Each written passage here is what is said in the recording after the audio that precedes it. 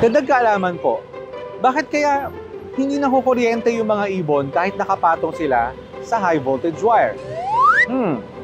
Alam niyo po, hindi nakukuryente ang mga ibon kahit nakapatong sila sa high voltage wire dahil hindi sila nagiging daanan ng kuryente.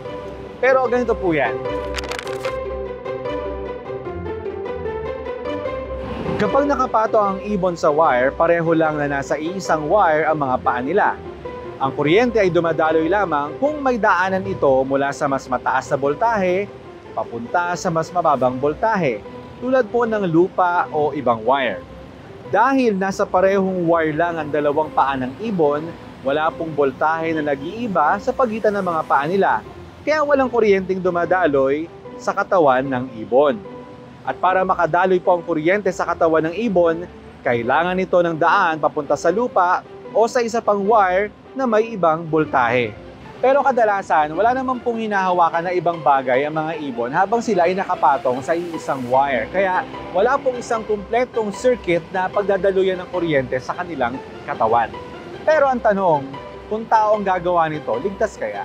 Kung ang isang tao ay nasabit sa isang high voltage wire na walang hinahawakang iba, sinasabi ng mga eksperto na ligtas pa rin naman ito mula sa pagkakakuryente, katulad ng ibon.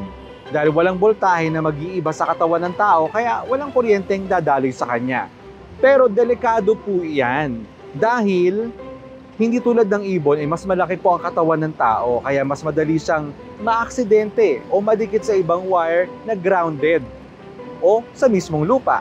Kung mangyayari po yan, magbibigay daan ito para magkaroon ng daluyan ng kuryente sa katawan at maaring magresulta sa matinding pagkakuryente o pagkamatay.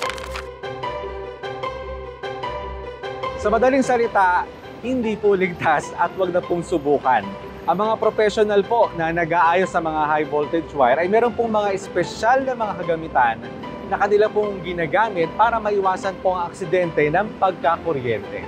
Sana po may natutuhan kayo at laging tatandaan, mapalad po ang tao na nakakasumpo ng karunungan at ang tao na nagtatamo ng kaunawaan.